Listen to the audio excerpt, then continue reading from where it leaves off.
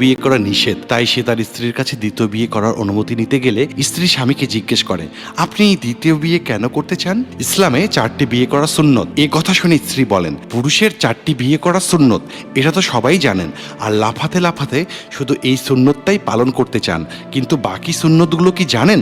জানেন না। তাহলে এখন মন দিয়ে শুনুন, তারপরে দ্বিতীয় বিয়ে করার সিদ্ধান্ত নেবেন। শোনেন, বয়স্ক মহিলাকে বিয়ে করা সুন্নত, ডিভোর্সি নারীকে বিবাহ করা সুন্নত, বিধবা নারীকে বিবাহ করা সুন্নত, স্ত্রীর সাথে রান্না করার কাজে, পরিষ্কারের কাজে, ধোয়া মোছার কাজে সহায়তা করা সুন্নত, ভালোবাসার বহিঃপ্রকাশ হিসেবে স্ত্রীকে মুখে খাবার তুলে খাওয়ানো সুন্নত, স্ত্রীর প্রতি ভালোবাসা এবং শ্রদ্ধা প্রকাশ করা সুন্নত, স্ত্রীর ভুল ক্ষমা করা সুন্নত, স্ত্রীর জন্য নিজেকে পরিচ্ছন্ন রাখা সুন্নত, স্ত্রীর অনুভূতিগুলো জানার চেষ্টা করা এবং তাকে যখন প্রয়োজন হয় সান্ত্বনা দেয়া সুন্নত, স্ত্রীর সাথে খেলা করা, গল্প করা, ঘুরতে নিয়ে যাওয়া সুন্নত, স্ত্রীর কোলে আবদ্ধ হওয়া এবং শিথিল করা সুন্নত, স্ত্রীকে সুন্দর নাম দিয়ে ডাকা সুন্নত, পরিবারের ব্যক্তিগত সদস্য এবং বন্ধুদের কাছে স্ত্রীর ব্যক্তিগত কথা প্রকাশ না করা সুন্নত, স্ত্রীর পিতামাতাকে ভালোবাসা এবং শ্রদ্ধা করা সুন্নত, স্ত্রীর এঁটো খাবার খাওয়া সুন্নত, স্ত্রীর অভিমান ভাঙানো সুন্নত,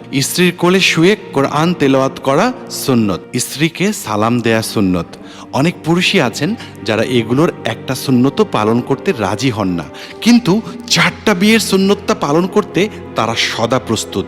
এখন তো আপনি সব হাদিসগুলো জানলেন, এখন আপনি সিদ্ধান্ত নিন যে আপনি আরও একটি বিয়ে করবেন নাকি 4টি বিয়ে করবেন। আর সব স্ত্রীকে আলাদা বাসস্থান, সমান অধিকার না দিলে কিয়ামতের ময়দানে শুয়ে শুয়ে খোঁড়ায় খোঁড়ায় যেতে হবে আল্লাহর সামনে। পারবেন তো? স্ত্রীর অধিকারগুলো ভালোভাবে আদায় করেন, দুনিয়াটা জান্নাত হবে, পরকালটাতেও আল্লাহর সান্নিধ্য পাবেন ইনশাল্লাহ। আল্লাহ তাআলা আমাদের সবাইকে বোঝার তৌফিক দান করুন, আমিন। প্রিয় দর্শক, এক জীবনে একটি বিয়েই যথেষ্ট নাকি একাধিক বিয়ে করার প্রয়োজন আছে? দয়া করে বিবাহিত ভাই ও বোনেরা আপনার